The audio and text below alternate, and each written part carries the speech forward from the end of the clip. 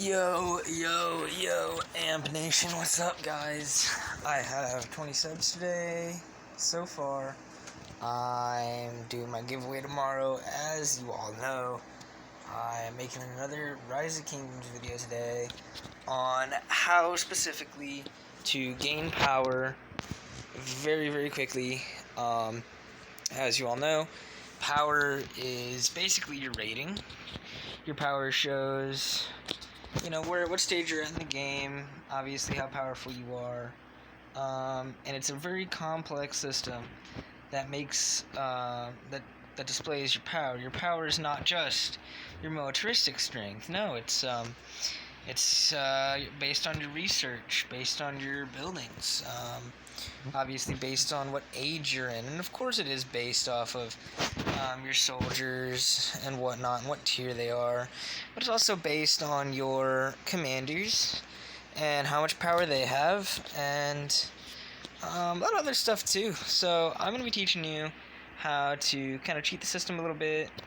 Not really cheat the system, because we don't do cheating here. Just how to grow faster than most people. So let's get right into it. At the beginning of the game, of course, it's rapid fire. You join a new server, you're there, you start at nothing, you go through the tutorial, you get your commander, you do everything, you start at level 0, level 1 for everything, and then you go from there. Of course, if you play for a couple hours, after just starting, if you install the game, get on a new server, new account, and if you play for a couple hours, you can get to city level 5, level 4 or 5 probably, just in that one sitting. But that's because you're such a low level that everything, your upgrades cost just about nothing, take very little time, and everything's just really easy to do. But of course, as you get up there incrementally, everything gets harder. I'm at Town Hall, or City Hall 16. That was a 3-4 day upgrade, just to upgrade one building. So obviously things get harder and harder as you go on. And so I'm going to teach you how to efficiently use your time to kind of just grind your power points. So of course I'm going to start here in this chest. These chests, you get a free gold one every 3 or so days, and you get a certain amount of free silver ones based on your tavern level every day. You get a free one every 5 minutes if you stay active. You can get those. I get 7 a day. I think you start getting like 2 or 3 a day. But you want to make sure that you're opening all of those, because those can give you not just, boosts and speed ups, but they can actually give you your commander sculptures, anything that is on this screen that I'm at here, pretty much any item available in the game. They can give you resources and everything, but they can give you commanders, and that's like your most important thing here, is that your commanders add to your power. Now you see Osman, all these level 1s that I have that I don't use, they have decent power. Centurion's got 2,700. Lancelot already has 5,000. They add to your power. So you want to start getting as many commanders as possible. Even if you don't use them, they add to your power. Let's see, I have more recruited than I have not recruited at this point. So you just want to make sure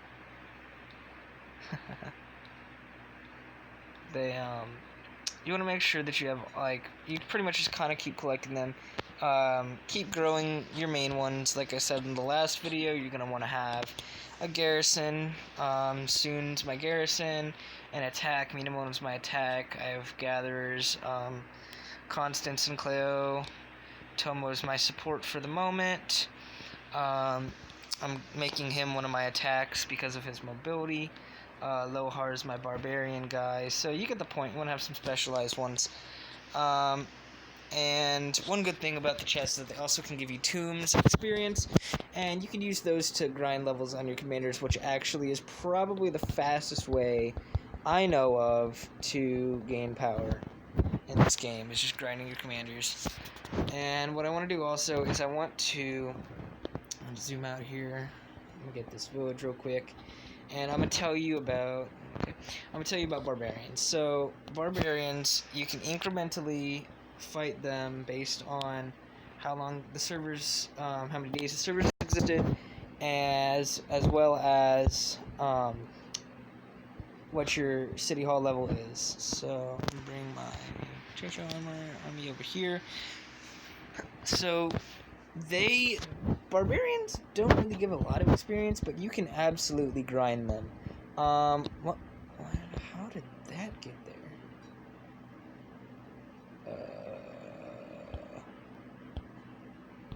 How the heck did a rune get there? Okay. Well, there's a rune in the middle of a field. Oh, it's next to the sanctum. Okay. Dang, I didn't even realize the sanctum was there. Oh shoot, the sanctums are open now. Forgot about that. Sorry, guys. It's that time of the day. I think we just hit our last objective for the server. Yes, of course. Alright, sanctums are unlocked. Nice. I'm gonna go ahead and attack that real quick. I'd probably take it by myself. But anyway, you want to grind barbarians. They are part of your major goals and achievements, so not only do you get really good buffs from them on this screen on the left here, it's also part of your daily challenges, which I'm going to get to here in a second, and they, besides that, they just give you, they just give you really, really good, really decent experience if you actually grind them enough. Let's see, when was this thing unlocked? In 24 hours? Frick. Can't wait that long. Okay. So let's go in here to our daily challenges. Now, you have, of course, your regular quests, but you have your daily objectives. And I severely recommend doing these things because a lot of them are things you do naturally. You have troop training, you have resource gathering, you have boosts. You will get eventually to Warrior of the Sun, Sunset Canyon, here on the bottom here. Eventually you will get that, that's good. Friendly commerce and the courier station, that's good to do too, gives you 10. So I really recommend getting that, doing it every day, because who doesn't want a golden key and 100 gems a day, along with a magic box, which could really give you anything, and a challenge ticket. A challenge ticket once you get to the Sunset Canyon, that's good, and then commander sculptures, that's good for your main civilizations commander. Speaking of those challenges, I need to do a few just to get my last 10 points. Let's go ahead and, let's see, are we mining? We're mining. Spamming scouts, obviously, I've said that so many times, I'm repeating myself at this point, but it's really, really important that you do that because you can find tribal villages and caves all around the map, and those caves, they give you chests, which can give you really good stuff, like commander sculptures and boosts and tombs of experience, and all of that can help you grow. And same with cities, they can straight up give you troops, they can even give you research in early game. So let me scoot over here and show you guys real quick what they can all give you. What you want to do is, when you first start the game, you don't want to research your economic tech. You want to research military tech first of all. That's what you want to prioritize, because besides quarrying, I'm pretty sure you have to get quarrying yourself, but that takes literally like a minute to research. Besides that, they can give you all 5 of these things completely full. Like, you can get all 5 hand saws, all 5 irrigation, all 5 hand axe, all 5 sickle, and I'm pretty sure you can get all 5 masonry from tribal villages. And so honestly, that is literally just free power, and all you have to do is just cycle your scouts really, really well. Keep on it. Make sure as they're heading back, you send them right back out again, so that you can keep exploring the map. I've explored, 13% already. Wow, I thought it was more like 10. I've explored almost 14% of the map, and that is honestly not a lot. Let me scroll out. Let me zoom out so I can show you. the server would stop lagging. Just how much I have and how little that actually is. You'll notice top right, the map is divided into sections, of course. Everyone knows that pretty much. You have your little sections, and we are in one of the bottom sections. Everyone starts out in the outer layer sections, then you get to the 2, and then you get to the straight center one, right in the middle here, right at the end of the game, kind of, end-ish of the game. That's where all the good stuff happens. And here's how the alliance is growing, kind of random, but anyway. Another thing you want to do for power, like I was explaining, is keep all your buildings evenly upgraded. I just built that hospital, so that doesn't really count. But you want to keep everything all even. You want to keep up with your city hall, whatever level it is. You want to keep everything at that level. You don't just want to grind your city hall indefinitely. Of course, I did that to get to 16. And that's totally fine. If you're trying to hit a major milestone, like maybe 8, City Hall level 8, or 16, or Tier 4, Tier 5, whatever the heck, if you want to get to those, that's completely fine as long as you catch up.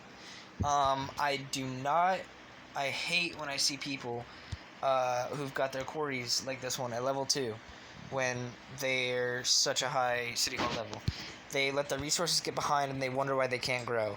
And it's because they either forget about their resources and don't farm them or whatever, or they just let them go, they don't upgrade their stuff, and that's dumb. Honestly, I don't know why people do that. You got to keep everything nice and even to grow effectively and efficiently, and I don't even know. Basically, just keep all your stuff upgraded. I fell behind a little bit on my troop stuff, but that'll be totally fine. What I want to do, I want to show you guys how to cycle your troops. You want to familiarize yourself with the length of time it takes to train certain troops. Of course, as the tiers go up and as you upgrade your buildings, that time is going to get longer, because as you upgrade your buildings, you can train more soldiers in one session.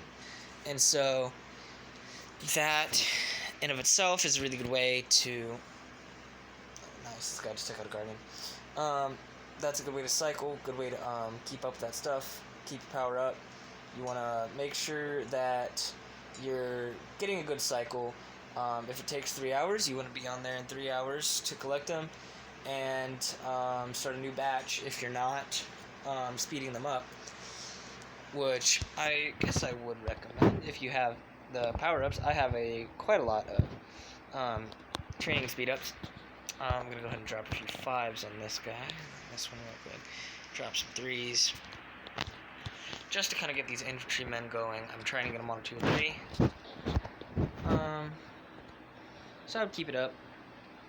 Give a good cycle going with that. Make sure that you're not falling behind on that. And same with all your resources. You don't want to let your resources go to waste.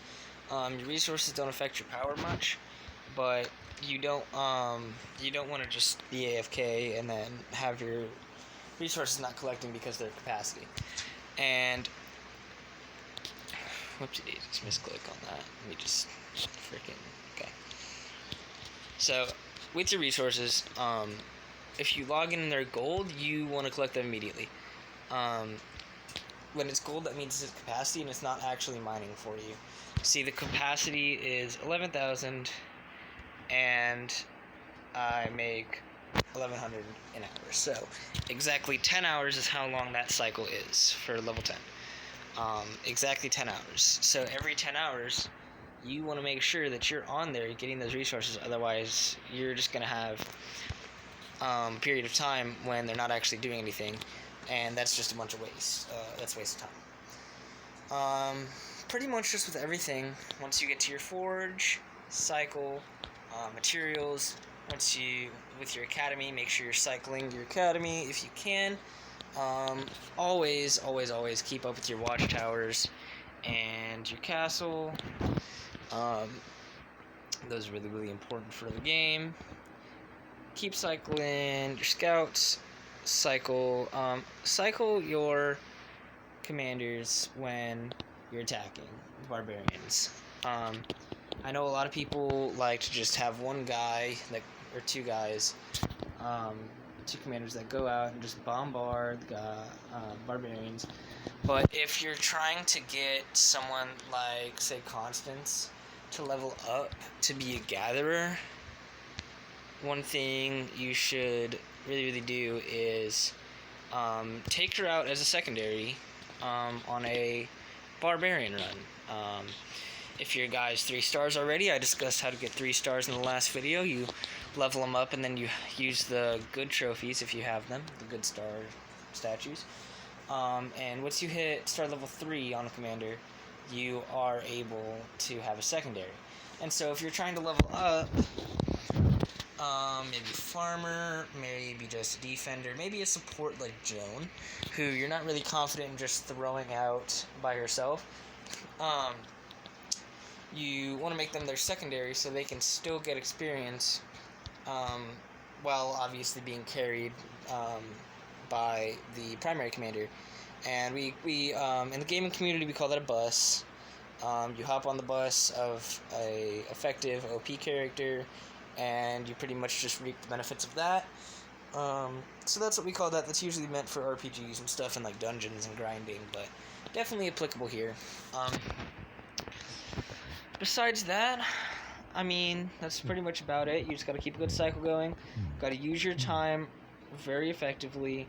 I did want to touch the courier station, but let's see. Okay, so one thing with the courier station is this top row right here. You'll notice the discounts on the top left of each item here. So this wood on the right has 10% discount. It costs 45,000 food, but you get 50,000 wood. That's an amazing deal. That's 5,000 free wood. You can pretty much get free resources from this courier if you know that little trick. I wouldn't spend gems on it. I would only spend resources. But if you have the gems, I mean, that's cool and good. Like these things, it says 60% discount, but honestly, who needs 2 gold keys for 1,000 gems? Like, I would much rather drop that on VIP points. Same with these. Don't really care. But this top row, let me refresh. Like 10%, boom, drop that, get some gold. That's pretty much just free resources because of the conversion rate. The conversion rate would normally be pretty even, but the courier station gives you discounts on that. So if you can pay resources at a discounted price to get resources, that's just free resources. Like, who doesn't want free resources? That's amazing. And I really need to catch up on here on my import trade, but whatever. Might drop a few gems on that, but I'll do that later after that. Besides that, I would just do events. If your alliance is attacking a Lohar or a Barb Fort, I would join that. They give you rewards like tombs and statues for commanders, and who doesn't want those? That's power right there. So, besides all that, all you gotta do is, like I said, keep cycle going, do your events, take out Barbs, take out forts, take out Lohars, train your troops, make sure you have a good cycle with your troops going. And then upgrade them before, when you hit level 8 and when you hit level 16, before you start just straight up training the new tiers, upgrade all your soldiers from the previous tier to the new tier, and then go on to just upgrading or training the new tier of units. That's about it. Campaign, of course, very important. Keep your campaign, your expedition up. Go as far as you can before you really get defeated, because that's free daily rewards. I can't really see what I get daily, but that's totally fine. I don't need to. I get a lot of stuff. I get tunes.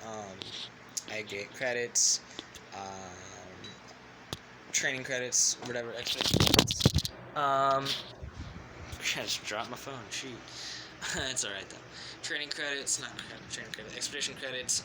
You can use for sculptures and statues and stars and resources and tombs and whatnot.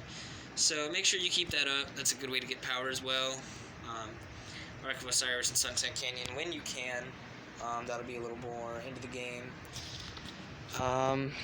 Besides that, to avoid losing power, I would stay away from attacking cities unless you absolutely need to, because you will end up with dead troops and you will end up losing power through that.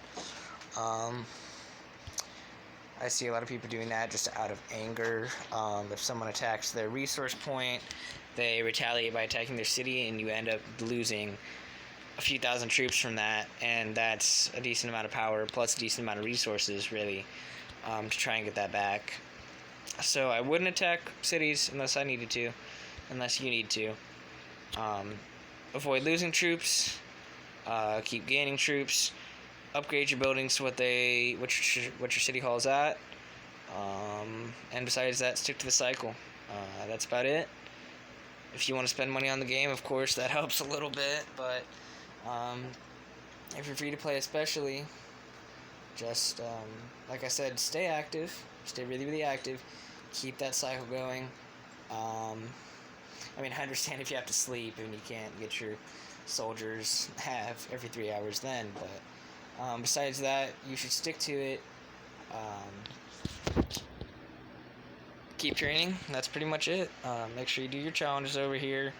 They give you free stuff.